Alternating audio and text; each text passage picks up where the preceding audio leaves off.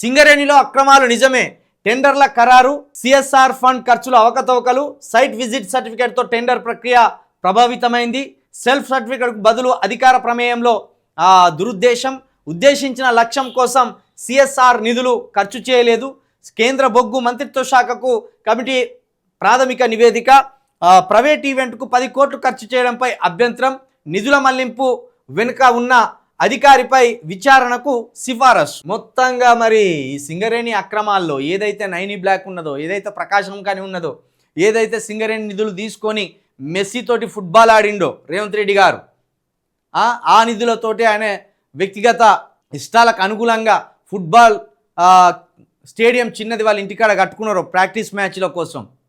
వాటన్నిటి మీద కేంద్ర బొగ్గు మంత్రిత్వ శాఖ ఒక కమిటీని వేసిందట. వీటిని నిగ్గు తెలుసండి అని ఒక కమిటీని వేసిందట. మరి ఆ కమిటీ నిజంగా రేవంత్ రెడ్డి గారు ముఖ్యమంత్రిగా ఉన్న కాలంలోనే విచారించి ఈ నిధులను దుర్వినియోగం చేసిండని, అక్కడ టెండర్ల విషయంలో మనుషులను ప్రభావితం చేసిండని, వేరే వ్యక్తులు టెండర్లు వేయకుండా బెదిరింపులకు పాల్పడ్డాడని, ఇప్పుడు ఎవరైతే కేటీఆర్ హరీష్ రావు చెప్తున్నాడో బామ్మర్ది మేలు కోసం, బామ్మర్ది ఆనందం కోసం, బామ్మర్ది కోసం మిగతా టెండర్లు ఎవరేయకుండా వాళ్ళను అడ్డుకున్నారని చెప్తున్నాడో అవన్నీ నిజాలేనా, అందులో అవకతవకలు జరిగినాయా లేదా అనేది ఇప్పుడు కేంద్ర ప్రభుత్వం వేసిన ప్రాథమిక కమిటీలో తెలిసే అవకాశం అయితే లేదు.